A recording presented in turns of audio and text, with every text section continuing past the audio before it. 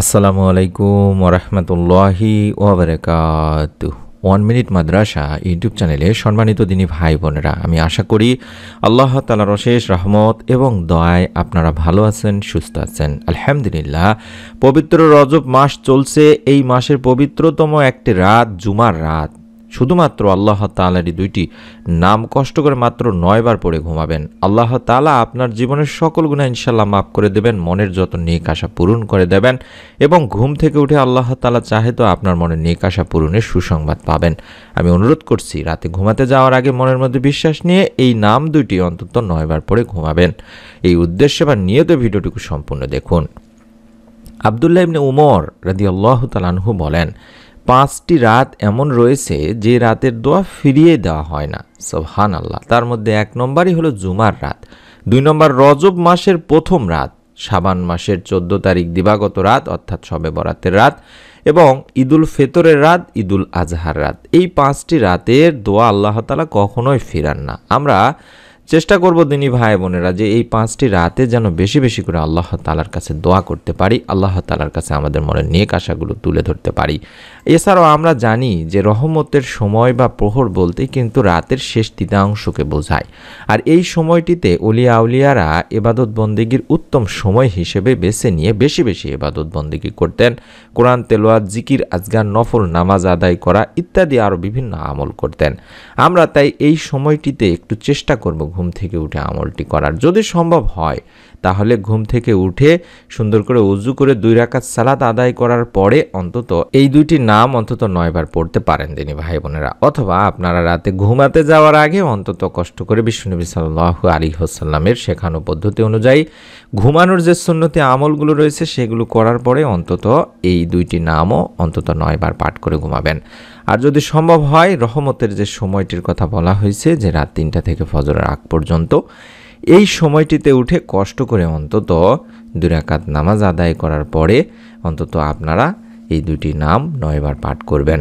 কারণ রাতের তৃতীয়াংশের বা শেষ তাহাজ্জুদের সময়, শেষ রাতের এই ইবাদতের কথা কোরআন হাদিসের বিভিন্ন স্থানে বলা হয়েছে, যেখানে বলা হয়েছে আল্লাহ তাআলা বান্দাটাকে অধিক সাড়া দেন। তিনি বান্দাকে অনুপ্রাণিত করতে থাকেন, তাকে ডাকতে বলেন, তার ইবাদত করে তার নৈকট্য লাভের আহ্বান করেন।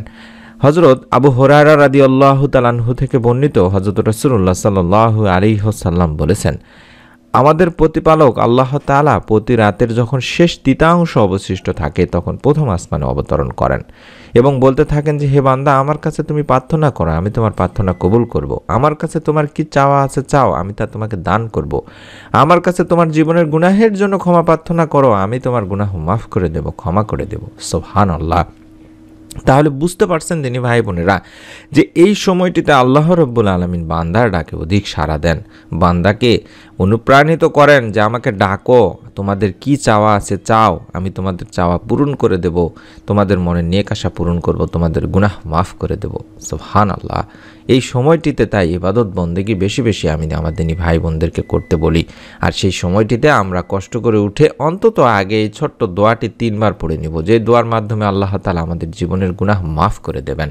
পাপী বান্দাদের আল্লাহ রাব্বুল আলামিন আশার বাণী শুনিয়েছেন, সুখবর দিয়েছেন, বলেছেন, হে আমার বান্দারা, যারা নিজেদের উপরে জুলুম করেছো তোমরা আল্লাহর রহমত থেকে নিরাশ হও না, নিশ্চয়ই আল্লাহ সব গুনাহ মাফ করেন, কারণ তিনি ক্ষমাশীল, পরম দয়ালু। সূরা জুমাতে বলা হয়েছে।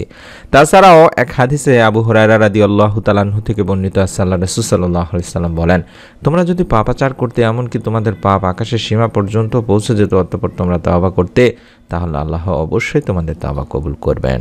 তাহলে বুঝতেই পারছেন দিনী ভাই বোনেরা যে এই সময়টিতে আমরা অন্তত 2 রাকাত নামাজ আদায় করে তাওবার এই দোয়াটি পাঠ করব। গুনাহ হয়ে গেলে আমাদের প্রথম যে কাজটা হবে সেটা হলো তাওবা করা, তাওবার নামাজ পড়া।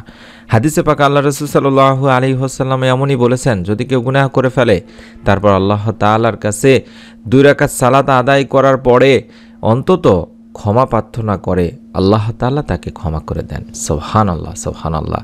সেই দোয়াটি আমি স্ক্রিনে দেখাচ্ছি, কম করে হলেও অন্তত 3 বার এই দোয়াটি পাঠ করে নেবেন। রব্বি ইন্নী যালামতু নাফসি ফাগফিরলি, রব্বি ইন্নী যালামতু নাফসি ফাগফিরলি, রব্বি ইন্নী যালামতু নাফসি ফাগফিরলি। এভাবে অন্তত 3 বার পাঠ করে নেবেন। রাতে ঘুমাতে যাওয়ার আগেও চেষ্টা করবেন, যদি পারেন 2 রাকাত সালাত আদায় করে অন্তত এই দোয়াটি 3 বার পাঠ করলেন।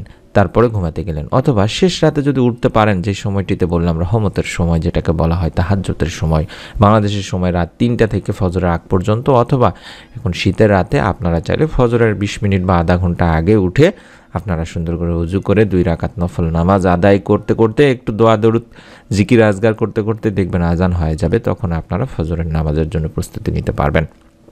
এই সময়টিতে অন্তত 3 বার রব্বি ইন্নী যালামতু নাফসি ফাগফিরলি পড়বেনই। বেশি বেশি পড়ার চেষ্টা করবেন। 3, 5, 7, 10, 12, 15 এগুলো কোনো কথা না, আপনারা অন্তত বেশি বেশি পড়ার চেষ্টা করবেন।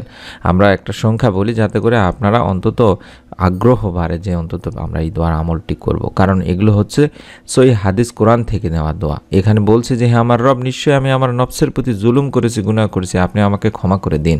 সূরা আল কাসাসে রয়েছে এই দোয়াটির কথা। এবং আল্লাহ তাআলার 2টি পবিত্র গুণবাচক নাম অন্তত 9 বার পাঠ করবেন। আমাদের নবী, প্রিয় নবী বিশ্বনবী সাল্লাল্লাহু আলাইহি ওয়াসাল্লাম বলেছেন, আল্লাহ তাআলার 99টি পবিত্র গুণবাচক নাম রয়েছে, আর এই পবিত্র গুণবাচক নামগুলোর যে জিকির করবে বা আমল করবে সে জান্নাতে যাবে। সুবহানাল্লাহ, সুবহানাল্লাহ। আর মহান রব্বুল আলামিন আল্লাহ তাআলার সেই পবিত্র গুণবাচক নামগুলোর মধ্যে 2টি নাম হচ্ছে ইয়া সামাদু, ইয়া সামিউ।